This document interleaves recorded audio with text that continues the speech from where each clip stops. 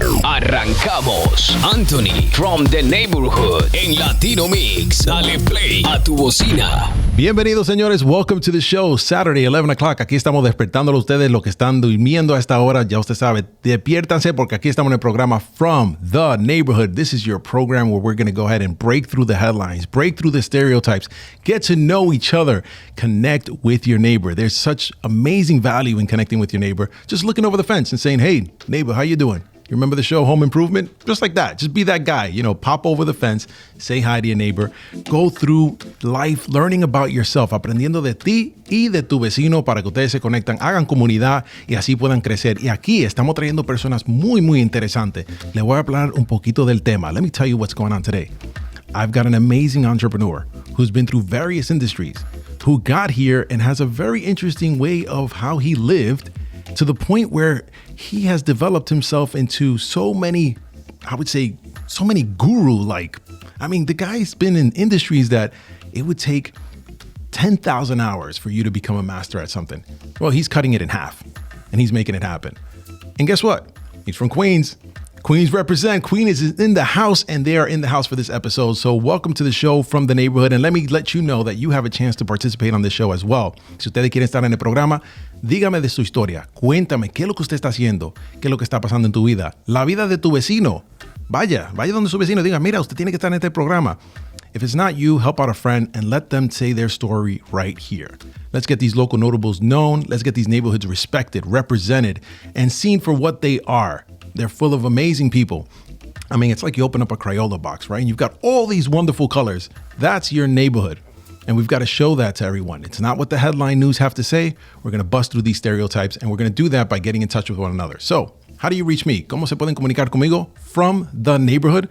Hazlo en Google, búscalo en Instagram, Facebook, por donde sea, y comunícase conmigo y déjame saber cuál es su historia. Y si usted tiene un negocio y quiere saber cómo puede llegar a la gente, bueno, aquí tenemos el equipo completo que le puede ayudar con todos sus anuncios, sus promociones, sus entrevistas, todo lo que usted está pensando, se puede activar aquí con el equipo de Latino Mixx. So, comunícase conmigo. De nuevo, From the Neighborhood. And if you like what I'm wearing, we got some cool stuff. It doesn't have to say From the Neighborhood. It could say I am Brooklyn or any other borough, and you guys can pick that up at fromtheneighborhood.com. So again, guys, a lot happening in this program, and we have a special segment. Yes, we've got people supporting this program, and we have a sponsor segment. I'm going to jump right into it. Let me get that cue. There we go. And that's cue right there for home tips from a pro. And this is information that is sponsored in this segment. So Latino Mixx, From the Neighborhood, and its related brands and companies do not have any involvement in real estate. We're not a real estate brokerage. You should contact the mentioned real estate agent for more information. And the information that they're going to provide, well, you know, it's deemed accurate and we hope it's reliable, but we can't guarantee it. So independently verify your sources. And with that, folks, I'm going to go ahead and introduce the real estate agent here that's brought to us by our special sponsor. And this sponsor here has been supporting us for quite a little bit now. We are actually having a good time with this sponsor. We're talking about, you know, real estate. So this person here is Travis Bowens, NMLS number 11634. He is from the Bowens Mortgage Team over at Homebridge, and their NMLS number is 1563740. He's the branch manager and mortgage loan originator at Homebridge.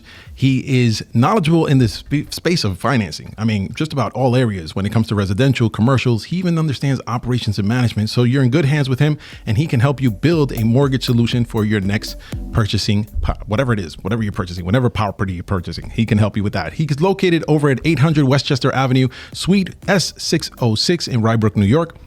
Call him 845-656-1718. 845-656-1718. Y ese es Travis Bowens. And if you want to send him an email, travis.bowens@homebridge.com. Así que Travis Bowens de Homebridge es su persona para sus préstamos. Y ahora, la persona que él nos trajo es Rosa Collado. Bienvenida, Rosa. Saludo. Gracias. ¿Cómo estás? Todo bien, gracias a Dios. Well, you've got a tip for us regarding how can you stay from the neighborhood, or how can you own something from the neighborhood? What's something you could tell to some people who are searching for a home, that they're looking for something? Well, one of the first things, like everybody knows, get pre-approved, right? That's why you want to call Travis. But before you even get pre-approved, you want to start checking what's important to you, right? What's important to you in terms of location, in terms of the safety for your kids, in terms of the school for your kids. So there's so many things that you first want to sit down and look at, in addition to what can you actually afford? What can you pay monthly? Yeah, so we're talking about a little self-analysis, a little checklist.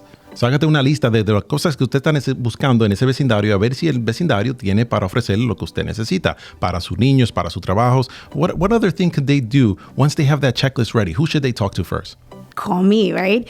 Una de las cosas también that it would be great for you guys to get educated. I do have a YouTube channel called Rosa Calado, and there you get so much information both in English and Spanish. Excellent. And you go into so much information from first-time buyer programs that are available. There's so many things that you can get educated. I mean, we can spend here days and hours talking about what they can do. Absolutely, yeah. And we're going to definitely have a second time around, and hopefully you can come right back. But I want people to know where to reach you in case they have any more questions. What's a quick phone number or a way they can reach out to you? You guys can call me at 917-833-0582 and just Google Rosa Collado, Collado. Looking forward to helping you guys soon. Ahí está. Ya usted sabe que eso fue traído a ustedes por Travis Bowens de Homebridge Mortgage, y comunícase con él si tiene alguna pregunta sobre sus préstamos. 845-656-1718, 845-656-1718. Y ahí con eso, señores, le voy a decir a ustedes que vamos a animarnos. Let's go. Let's come on and let's make it happen. And I'm going to jump back to this old jam, Come Baby Come by K7. Let's go.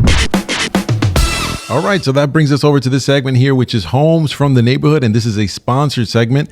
We have a great sponsor who went ahead and gave us this information. The information in this segment is sponsored, so Latino Mixx from the Neighborhood, its related brands and companies, are not a real estate brokerage.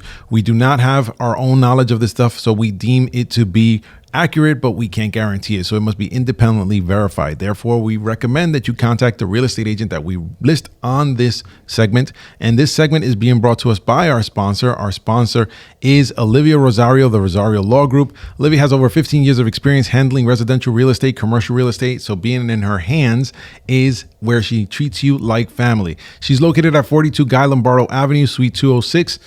in Freeport, New York, and her second office is at 3602 East Tremont Avenue in the Bronx. You can call her at 516-517-2340, 516-517-2340 para la abogada Olivia Rosario, y le puede mandar un email a rosariolawny@gmail.com, rosariolawny@gmail.com. Ahora vamos a entrar a las casas que son del vecindario para que ustedes puedan encontrar tal vez su casa de sus sueños. Tenemos una casa aquí en la 10731, 10731 93rd Street, Ozone Park for $1.170. This is a multifamily, two-family house, 10 rooms, 6 bedrooms, 3 baths. It is a two-family detached sitting on a pretty big lot that is located in Queens. And you can reach out to Stephanie Tim of Keller Williams Landmark 2 at 917-485-1870. Once again, 917-485-1870. And for the next one, we're going to jump up to Peekskill, New York. So we're going upstate. 1380 Longview Avenue in Peekskill. For $775, you find yourself a single family. Seems like a pretty large house. 10 rooms, 4 bedrooms, 3 baths. It's a raised ranch. Says it's located in the historic section of Peekskill. Very interesting place with 2-car garage. There's a lot more to go. Call Ramajit Dahwana at eXp Realty 914-920-2289. And for the next one, we're going to go over to Stony Brook. So that's out here in the island. Stony Brook 9 Freshman Lane, Stony Brook, New York for $799. It's a single family and it's 14 rooms, 5 bedrooms, 3.5 bath. High ranch. It's an oversized high ranch. Says it has a brand new roof, ductless split unit. A lot of interesting things. Call Talha Lakhani. She's at Legacy Estate Realty. Her phone number is 631-697-2187. And another one here, we're going to White Plains. So let's go right back uptown to 138 Topland Road. That's in White Plains for $849. It is a single family. This is a 10-room, 4-bedroom, 2-bath, colonial style house. Definitely a very nice house. She said it's been lovely, taken care of, updated. And that's, again, Ramjeet Danoa, and that's at eXp Realty 914-920-2289. So that last one we're going to get to is White Plains. Once again, we're staying in the neighborhood for 423 Westchester Avenue in White Plains, $1.2 million. It is a single family, 9-room, 3-bedroom, 2.5 bath raised ranch. And that's conveniently located nearby Westchester Mall. It's got a lot more things going with it. Countertops. Sorry, that's a really difficult one. Quartz countertops. There we go. HVAC system and new electrical and plumbing. And reach out to Ramajit, and that's at Danoa, eXp Realty 914-920 914-920-2289. 914-920-2289. And that sums it up for Homes from the Neighborhood. And let's get back to the show. De regreso con Anthony from the Neighborhood. Sí, aquí estamos de regreso del programa y espero que esa canción lo animó y lo puso despierto because you got to come on to this program because we've got some amazing people. And that is an awesome song to get you guys going for Saturday morning. Now, who do I have on the show? Well, I'm going to say his name is Jorge Cano-Moreno. And if that name doesn't ring a bell, it's because, well, maybe you're younger, right? And you don't remember Urban Latino magazine. If you guys remember Urban Latino magazine, this was the magazine to know what was happening. It was the Latino version of like a Vibe. If you guys know Vibe magazine, then you know that you were happening when you read a page of Urban Latino and you said, hey, this is the place to be. This is the outfit to wear. This is the clothing, whatever it is. This was it. This set up the style. So I'm very pleased to invite him here. That's just a little preview. There's a lot to this guy. It's just a little preview, and I'm happy to have him here. Jorge Cano-Moreno, welcome to the show. Thank you so much, Anthony. I'm so proud of you. You're all grown up and polished, and you have your own show. It's amazing. Thank you. Well, you know, I purposely wore a darker color because I knew I'd turn red.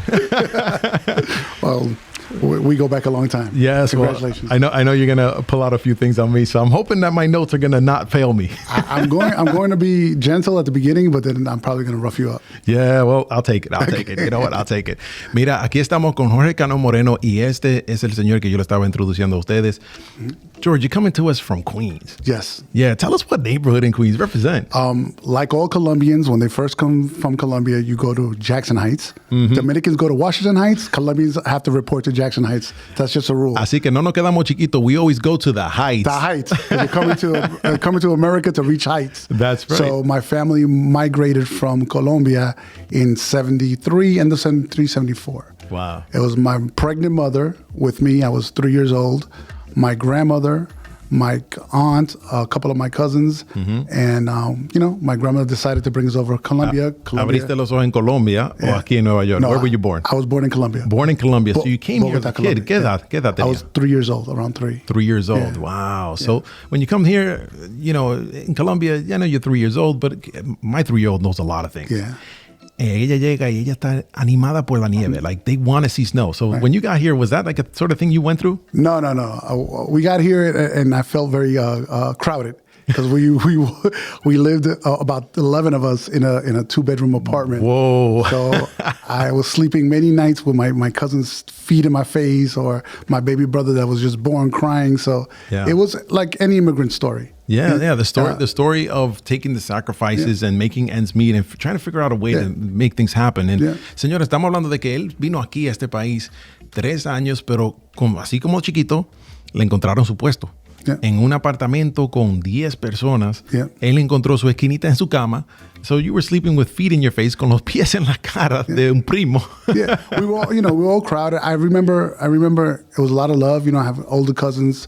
My cousin Jose, who really took me under his wing, and he would always, like my big brother. I remember our first job that he got delivering newspapers, the Daily News. I remember this like yesterday.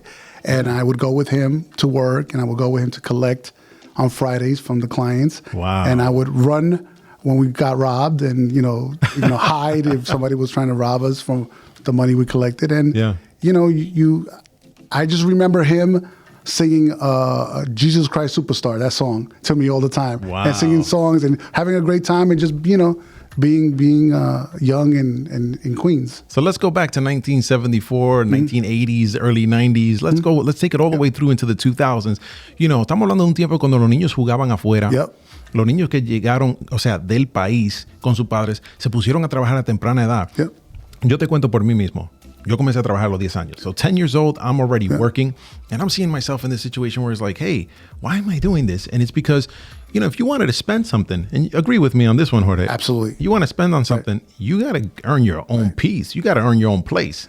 So the joke is that we were so poor that we couldn't even pay attention. So the fact that you come here with nothing, my first job, I was so happy to get it. I worked in a deli. Yeah. I was like 10 and a half, 11 years old. The deli was downstairs from where we used to live. The owner's name was John, this old Irish guy. And, I worked hard. And he paid me. Sometimes he would pay me in cash, sometimes in food. But I was happy to take it and bring it to my house. and help my mother and my younger brother and sister. And, you take pride in working. And I always wanted to work. To this day, I'm not a good person unless I'm working. And, early on in school, I went to junior high school 141. I had incredible teachers, all respect and due respect to the teachers that do the job. Yeah. And I had one teacher that changed my life. Well, before you get into that, let me kind of go back a few steps. The childhood of work, right? Your mom, you mentioned to me before off air, mom and dad, factory, your mom and aunt, factory workers. Yep. You went ahead and basically got yourself some odd jobs. Yep. And we're talking about 10 people in the house. So let's picture the Brady Bunch, okay? Let's picture like a Brady Bunch sort of thing. A lot of people in the house, but everybody's getting an odd job. Like nobody's sitting behind, everybody's picking up their own weight. Yeah. Is that something that, you would say is a value that is missing from kids today? I think technology has made a lot of kids think they're going to have a certain kind of life that they're not really capable or even qualified to have. Yeah. So because we're so connected and you see these illusions of lives on Instagram or whatever, social media, TikTok, they have a funny perception of what a dollar is or what it is to work and stuff like that. Every kid thinks he's going to be an influencer. Every kid thinks he's going to be a professional gamer. Right. Every kid thinks they're going to be something like that. Something so. Yeah, I know. You see Gary Vaynerchuk, right? For example, he does these yard sales where he jumps in and he purchases these things and he hustles for this baseball card or this stuffed animal.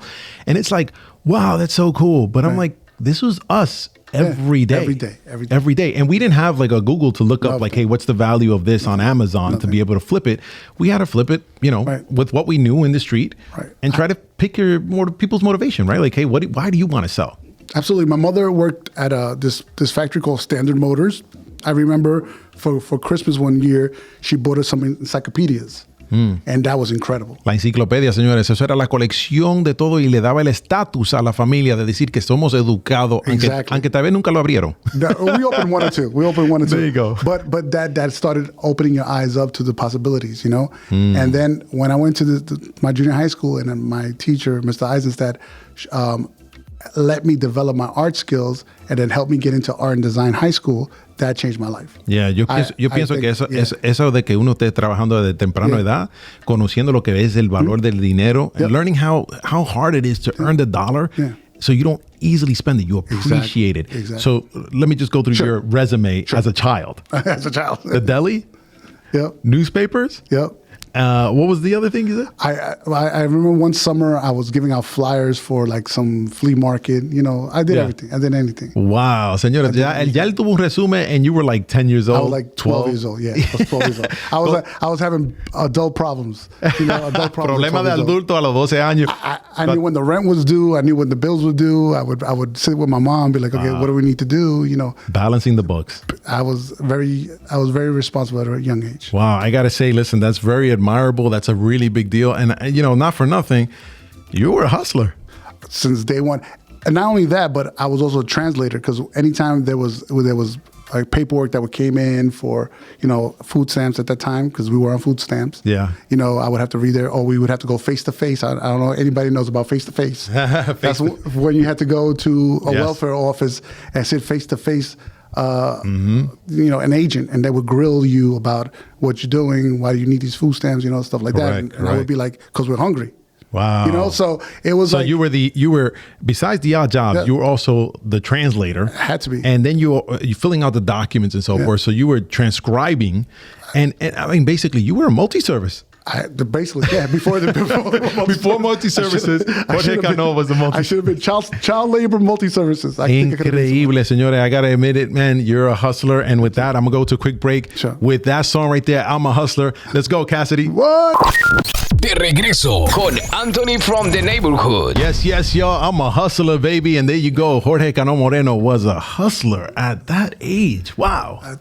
I don't know if it was called hustling. I think it was just called surviving. But okay, we're gonna call it hustling for now. Through life, you know what it is. I find like sometimes you got to bob and weave. It's like you're in a boxing match. Absolutely. Life is going to throw the punches at you, right? Mike Tyson said it. Everybody's got a plan till they're punched in the face. That's exactly You true. want to avoid that punch in the face. You want to avoid the punch, or you want to at least be able to take one or two punches. Yeah, and listen, you had to do the face-to-face, which you just mentioned. Maybe a lot of people don't know of nowadays. They fill out an online application. Yeah, everything's online, right? Hey, you're going in front of somebody, you're getting like an audit on your life. To say, vamos a ver si usted necesita estos servicios. Usted tiene que ir cara a cara decir, yo soy el pobre, no tengo. Y era tú el que estaba traduciéndole todo eso a tus padres. Yeah, I would go with my mother sometimes, and just the case would come up, and there were a lot of things. A landlord, would always try to raise our rent, and it was always something. I remember one time when they were taking the census, and we didn't have our papers yet. Her and my grandmother were going crazy not to open the door because they thought it was immigration. So it was just a lot of stuff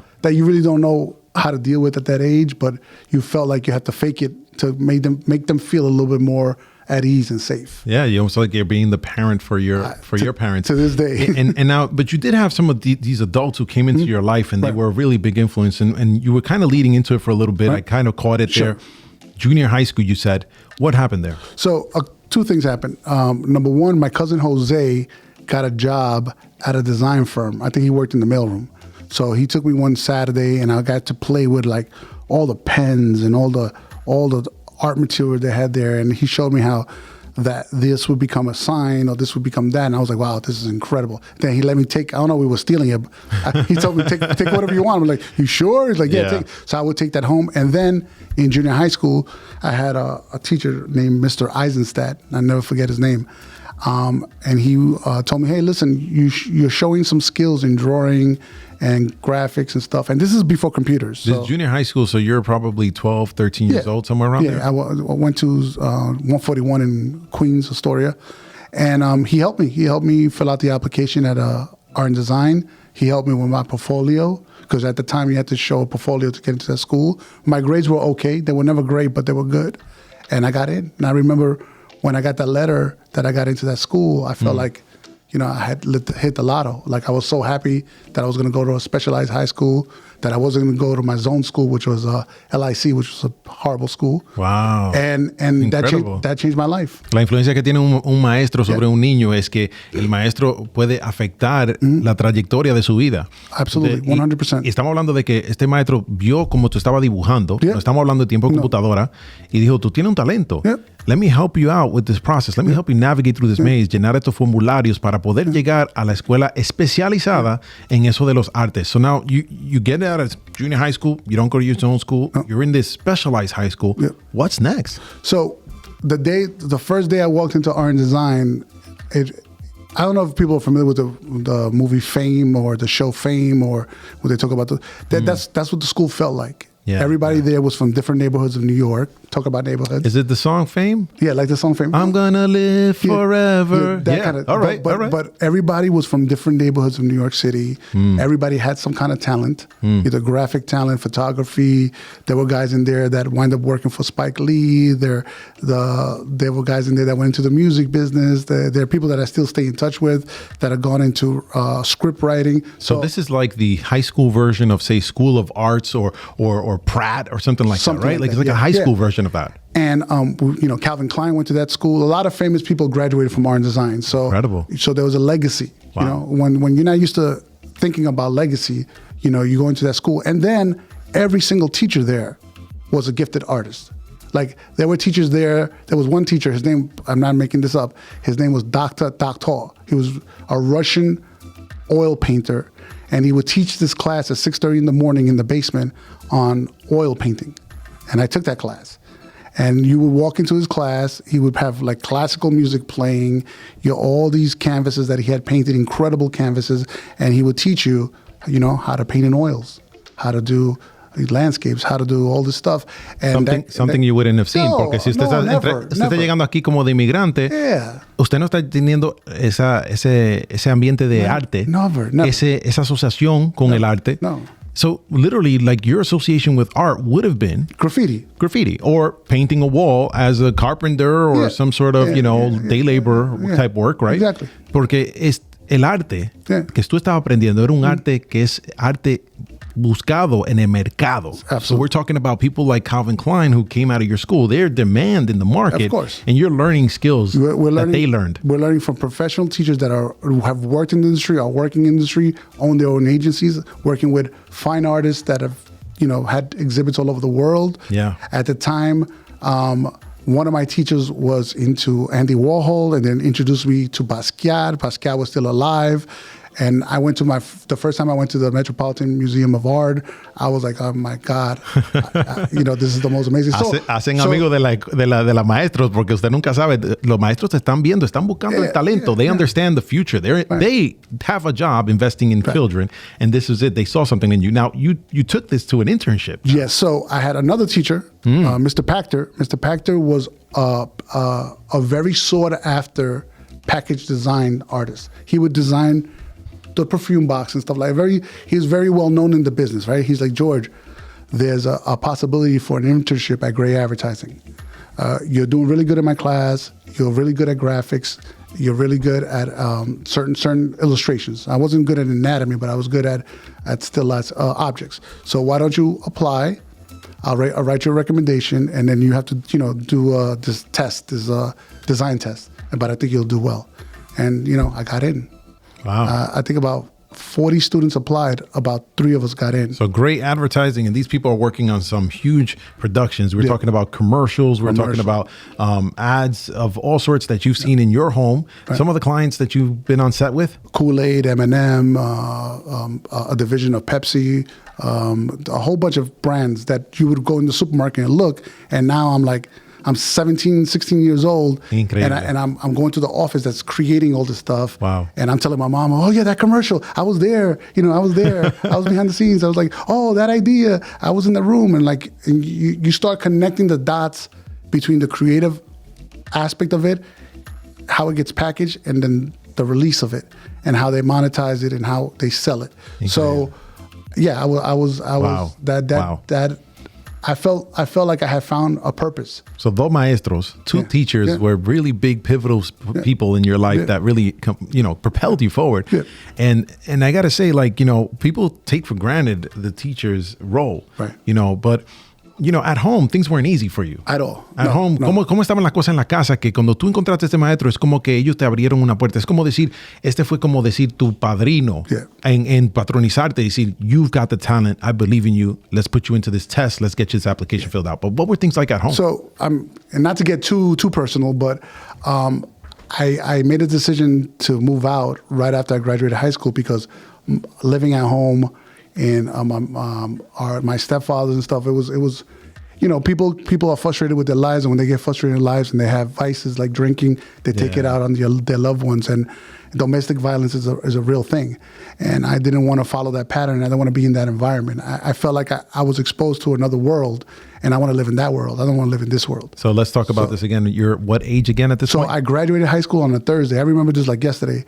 On a Monday, I had my own place. Like I moved out. Señores, se buscó su apartamento saliendo del high school porque no quería la drama que estaba pasando entre las casas. So this is tough. Domestic violence at home. Really just like I stand that down to a miscommunication. So I can assume that there was people just lashing out on top of each other. It was all levels. Yeah, it's all levels. And then I'm like 18 years old. I went to a real estate agent. I don't know how they gave me that apartment. I had no credit or nothing. But I had a job on the weekends. I was waitering on the weekend. I had a job during the week. I had another job. So I was like, okay, I have my pay stubs. I can pay whatever rent. I'm good. And by chance of God, they gave me my so first we're lease. talking about 17, 18 years old.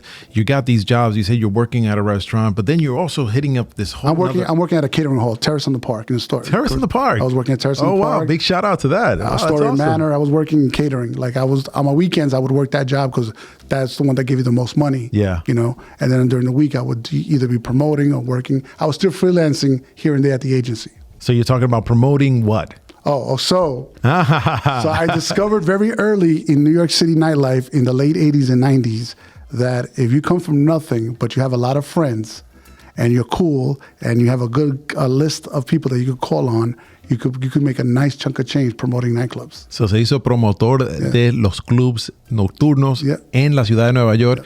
Tenía muchos amigos. Dijo, ¿cómo yo puedo hacer que todo el mundo lo pase muy bien, que la pasen rico, así como lo están pasando ustedes en este programa, right? Absolutely. Así mismo, él dijo, bueno, yo puedo invitarlo a la fiesta, and you became a club promoter. Yeah, so at the time, this is nothing you see nowadays where everybody that thinks they have like 10 followers on IG are promoters. This is when you had to treat it like a job. Like I had a mailing list. I had a call list.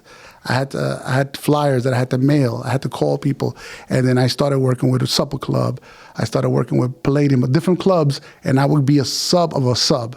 So there'll be a main promoter, there'll be his promoters, and then I would work for their promoters.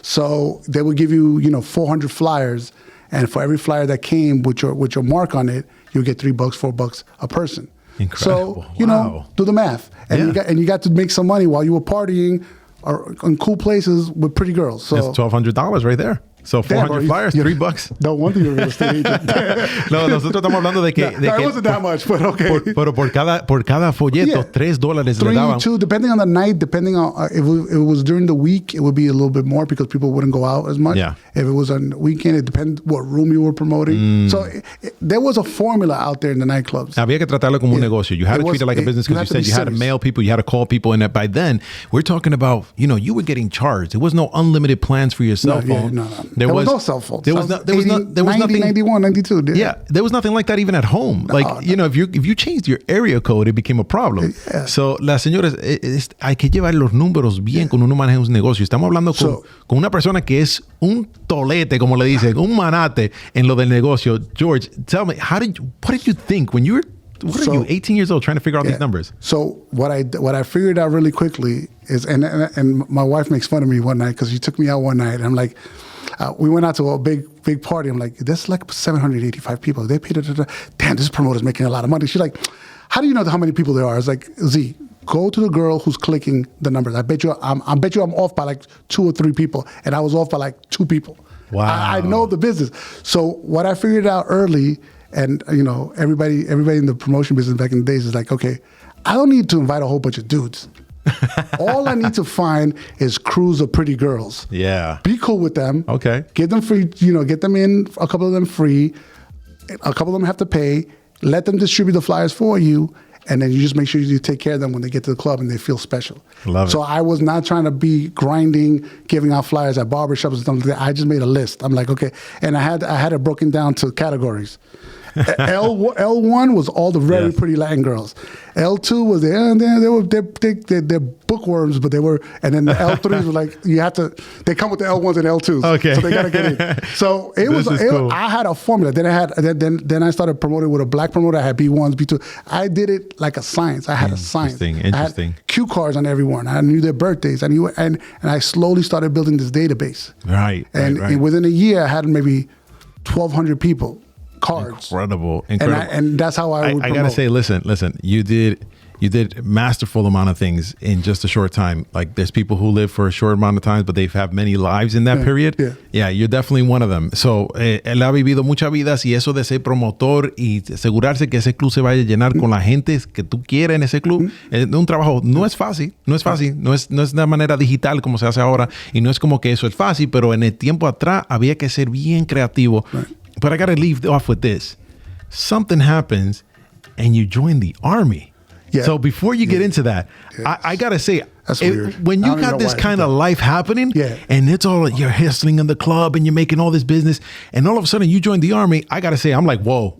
Well, all right. Yeah. I mean, like, hit the brakes kind of thing? Yeah. Before I did that, before I signed off, I left the club stuff, and I started doing these loft parties for like 2 years. Oh, hold on a second. Of my friends. That's how Urban Latino started. Hold on a minute before you blow the cap on that. Okay. I'm just shocked of the army. I want to hear about the army because literally, man, I got blown away when I hear that. I got to say, man, Black Rob, let him know. Whoa. De regreso con Anthony from the Neighborhood. Así mismo, señores, me quedé impresionado. I said, whoa, man. Yeah. Jorge, you went to the army. Yeah. So, 1992, right? Yeah, no. I went in end of 92. But before that, like a year and a half, I was doing these loft parties, right? Richard Zuluaga, my partner at the time. We had this company called Soul Concepts, Soul Productions, and we were doing loft parties. We lived in the loft. We moved into this loft, just ghetto ass loft with no kitchen, nothing. We lived there. We threw the parties to pay our rent. Yeah. Then we used to get hired to do graphics for Cutting Records, Aldo Marin. We did a whole bunch of album covers. We would design album covers. So we were living this crazy life of like designing and stuff, partying at night. The loft was so big that we would play handball inside the loft. Oh my gosh! And then outside, this is like this is why I'm shocked. Yeah, walk me through this. So at one of the parties that we wanted to do, every party had a theme, right? And it was our loft. There was a loft above us, and there was a rooftop. The loft above us is a studio called Michael Cotton Studio. This older white guy who used to be in a rock band in London. He just became a mentor. So once a month, I would rent his loft for the night. Yeah. And I would rent the rooftop, and we would throw these parties, right? So at one of the parties, this young kid comes along from NYU, this Colombian kid, and he's like, yo, I'm a writer from NYU. I got this idea for a magazine called Concepcion or something like that. And he gave me a copy of it. And I was looking at it, I was like, oh, these articles are incredible, but the art is sucky, bro. Your art is horrible. Yeah. So let me help you with one of the issues. So we helped them with the issue, and they were like, hey, listen, we want to do a party about like faith, religion, and shit like that. Like this abstract idea. He came and wrote this description, and that party was incredible. We had artists from all over the place. We had slideshows with churches and synagogue. It was like a crazy party. But you leave all of this. Wait. So I leave because my mother was disappointed. Our pastor from our church showed up to one of my parties. Oh, because his daughters. Because let me tell you something about churches, about Latin churches. You know who are the loosest chicks in the Latin church? The daughters of the pastors. Aye. So they used to come to my parties all the time. So one party I'm having, he's like, "Where are my daughters going?" He shows up to the party, and his daughters are there already partying. I'm like, oh, I can't control them. They're here. So the whole big thing happened. My mom was like, "What are you doing? You're corrupting everybody." You're like, oh my God. So I was like, I need a break. So I left the loft one day. I had a little side job there. I walked past a recruiting station, and for some fucking reason, I walked in. I started talking to a recruiting agent. And I was like, just talking to him. I don't know why I went in there. I really don't know why. Yeah. So he started telling me on the reserve, you can get a bonus of $2,000. You can go to college. I'm like, I never finished. I only went to a couple of semesters of college. I want to go to college. This life I'm having here, I don't want to get into like drugs or anything. So I think I need to go cleanse myself and figure out my life. Get a reset, right? Yeah, get a reset, because it was too much partying. Well, I got to thank you for your service, having been in the military and then, coming back out. And when you come back out, this idea, for example, this magazine thing, that conversation never left your mind. Never. You at this point, you're saying to yourself, 2 years you're away, you come back and you're saying to yourself, wait a second, there's something here, there's something here. And then talk to me about the birth of Urban Latino. Okay, so I was on night watch in Fort Leonard Wood, Missouri, on the Army, and I've been keeping these journals since I was like 12 years old. I have like 75 journals. Everyone dated for everything in my life that's ever happened. Oh, that's so beautiful. I'm writing in this journal. Talking about how it feels to be on night watch. I'm so far from home. What am I going to do? Am I going to sign and go from reserves to full-time Army? Because I had the opportunity. My captain came to me and was like, listen, you can go to Ranger School, you can go to this school, you can go to this school, you can have a career in the Army, you're doing really good, you're smart. At the time, I was a platoon leader, so I was in charge of my platoon. Right. So I was like, you know what? This could be a life for me. Yeah. It's very disciplined. I get to travel and stuff like that. So I came home on leave, and I ran into Rodrigo. I said, listen, let's meet up. I had saved some money. I didn't know what I wanted to do. It was like, I saved some money. I might want to do something, like do an exaggerated flyer for a night, but make it look like a magazine, because Vibe magazine had just come out, and the cover of Snoop was on the cover. It was Quincy Jones. I bought that magazine. I was like, "Well, this is the dopest shit I've ever seen in my life." This is the start of it. Now, when Urban Latino comes out, you took this like exaggerated flyer and it becomes this magazine. But who's the first person on your cover, and how did they land there? All right, tell me that real quick. Real quick. I don't know how much time we have. So at the time, Rodrigo's mother was friends with John Leguizamo's mother. John Leguizamo, another Colombiano. Yeah. So they started talking. Rodrigo got John's number. John at the time was doing these off-Broadway, Lower East Side shows, Spicorama, Mambo Mouth, all these little shows that he was doing. We go one night to one of the shows. The show is not well attended. So he's like, "Hey, if you want, we can help you promote. I'm a promoter. We can help you promote." We started promoting with him. Yeah. Then we're like, "Hey, you know what would be really cool?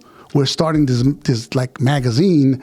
Why don't you be on the first cover? We put you on the first cover." Bam. Now, hold on a second. Estamos hablando de que John Leguizamo viene siendo la primera persona en el folleto, o sea, en la primera página de lo que se fue Urban Latino Magazine. Y esto es algo súper increíble porque estamos hablando de que la conexión entre la gente, la conexión con el trabajo, la disciplina, lo que es estar enfocado desde niño, temprano edad, saber lo que es pasar hambre, a decir, you know what, yo aquí no me rindo, yo aquí voy a seguir. You did not give up. You kept going. This is amazing. And right here is where you set it off. Am I right? Yeah. So, all right. So we're going to set this off right now with Big Daddy Kane. Let's go. De regreso con Anthony from the Neighborhood. Así mismo, señores, set it off, and we are setting it off with what happened here with the launch of Urban Latino. Y señores, para que usted vea que hay que conocer su vecino. You got to know your neighbor. This was one mom knowing the other mom, so it's his friend's mom who knows John Leguizamo's mom, and this whole thing gets put together where they attend this show, and all of a sudden they're like, "Hey, we could help you out," and he ends up on the cover. Now, Urban Latino goes till like about what, 2007? Yeah, we go for a while. It was not my friend, my partner, my business partner, Rodrigo. Yeah. Rodrigo Salas, the other founder of the magazine. So it wouldn't have happened without him. Wow. Without Big salute to Rodrigo. Rodrigo, we all know him. Super talented writer, super talented culturist. He knew things that were about to pop off before a lot of people, and a brilliant person. And then Richard Zuluaga, who designed everything at the beginning. Wow. So those two guys were my brothers, like at the beginning when we started everything, and there's such fond memories of our struggle together. That's awesome, because three people make a triangle, and that's the strongest shape there is, right? Yep. So, señores, algo en manera de romper no hay, porque esta gente fueron tres personas bien concentradas en eso. Now, you all go off into other things after Urban Latino, and now you're on your next chapter. Talk to me about what this is going on, because this is huge. This is a really tough industry, and you're making strides. What's happening? Yeah, Urban Latino feels like two lives ago, but now, prior to the pandemic, we still have an event business where we did events for corporate clients like Pepsi, White Cove Hospital. But after the pandemic, all our events got shut down. And we decided at the time, my wife and I, who's my partner, decided to invest heavily into the restaurant business. So I was working for a little while with my sister in her business, in her restaurant business. And then I got the opportunity to invest in our first restaurant. Yeah. And it was That's the beauty of growing up together, right? Like you all kind of know each other's business. So it was probably the worst time to ever get into the restaurant business, because we bought in 2009 at the end of 2019, and the pandemic hit 2020. Oh, wow! But it's the hardest business I've ever been in. But I had to rely on the skills I've always had in my life, and it's like, I'm gonna get up every day. I'm gonna treat the people that work for me with respect. And be honest with everybody, be transparent with everybody. And then I was lucky enough that my business partner, my wife, my partner in life, just took the ride with me and helped me out. And we got out of the pandemic. The business is doing well now. We got into a food truck business now. So the idea is, how do we take a restaurant, monetize it, buy a food truck, allow the food truck to also be rented by other up-and-coming chefs and restaurants, and start like a WeWork of food trucks. Oh, WeWork, like an Airbnb kind of thing. Like you literally go in there, I'm going to prepare my recipe, I'm going to do my thing. The truck has all the tools you need. Right, and you could rent it for the day. You could, if you're a corporate client and you want to book us, you could book us. If you're a chef and your business is about to develop, but you need a food truck to go promote yourself, You could rent out. I love it. I love it. And you know what? It's great because the artist just wants to come in and get his hands on the brush or whatever the tool is, whatever the medium is to express themselves. And not deal with the operations of it. Yeah, and you're putting that thing right there.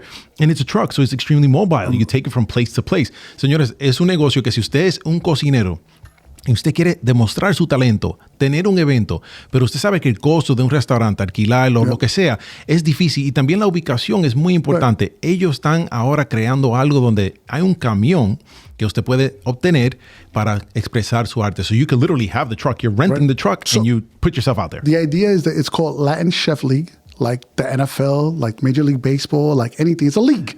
So we're going to create a fleet of trucks. La Liga de Chefs Latino. Latin Chef League. Bueno. So it's a league of restaurants, chefs, and people that want to support each other, but it's very expensive to get into the restaurant.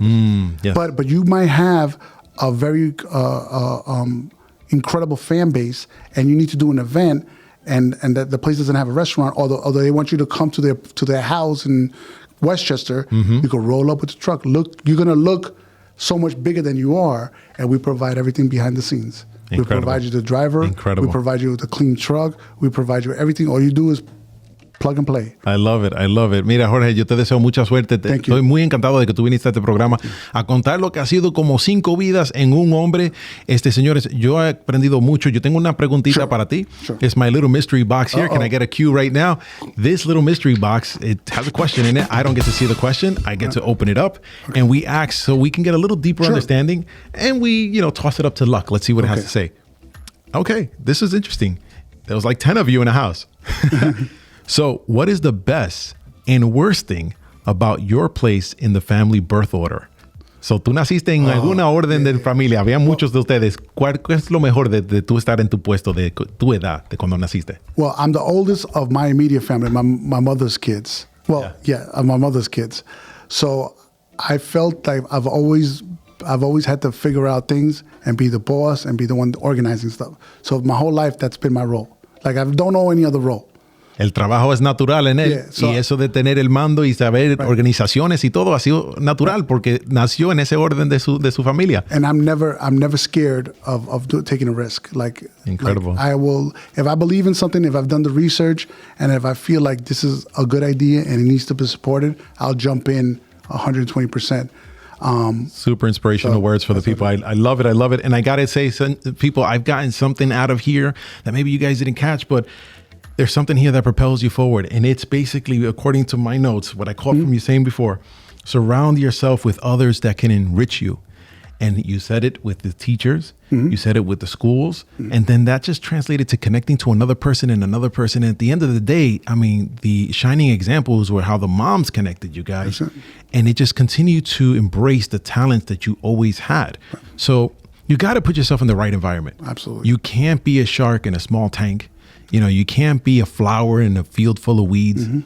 Take yourself out of there. And yes, it hurts to go thirsty, uprooted, pulled away from a garden and then replanted. But maybe that's where you got to be. Absolutely. That's what I got from you, man. Absolutely. Thank you so much for being a part of this. Señores, le dejo con ese pensamiento y hasta la próxima. Yo lo voy a ver ustedes en el vecindario. And until next time, I'll be seeing you back in the neighborhood. De regreso con Anthony from the Neighborhood.